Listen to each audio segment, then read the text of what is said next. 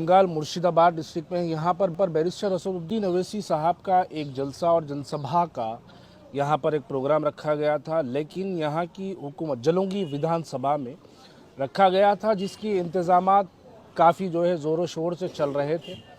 लेकिन अचानक डीएम की तरफ से बैरिस्टर असदुद्दीन अवैसी साहब के परमिशन को जो है रोका गया है और यहाँ पर यह कहा जाता है कि उनके आने से जो है शायद यहाँ पर जो है हिंदू मुसलमानों की फ़िरका परस्ती को फैलाया जाएगा।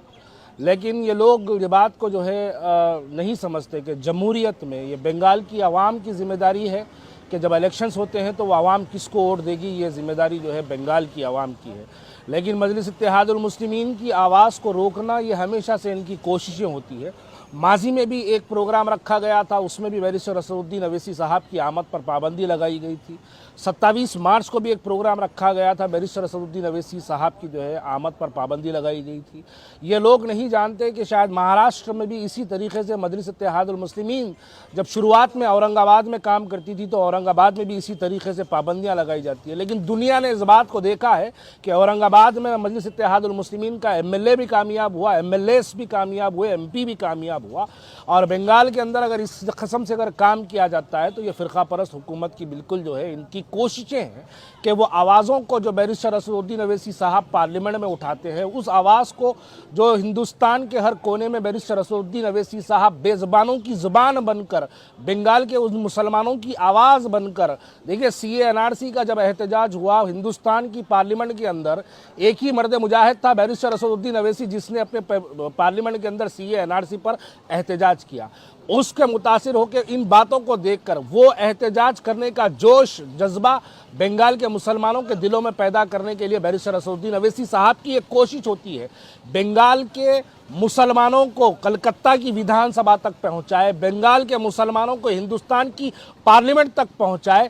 ये बेजुबानों की जुबान बनने के लिए बैरिस्टर असदुद्दीन अवैसी साहब बंगाल आते हैं। तो अपनी पावर का इस्तेमाल कर कर जमहूरियत को, एक आवाज़ को दबाने के लिए ये लोग बैरिस्टर असदुद्दीन अवैसी साहब पे पाबंदी लगाए।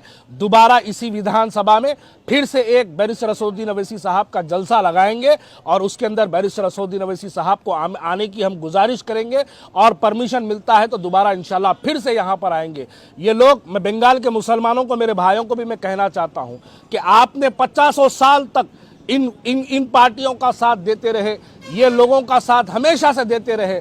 बदले में आप लोगों को क्या मिलता है? कुछ नहीं मिलता है। आप लोगों की एक आवाज़ हिंदुस्तान के अंदर बड़ी मुश्किलों से एक आवाज़ पैदा हुई है। वो आवाज़ बिहार से उठी है, वो आवाज़ महाराष्ट्र से उठी है, वो आवाज़ हैदराबाद से उठी है। उस आवाज़ आज बंगाल में आना चाहती है तो आपकी हुकूमत उस आवाज़ को यहाँ रोकने की कोशिश करते हैं।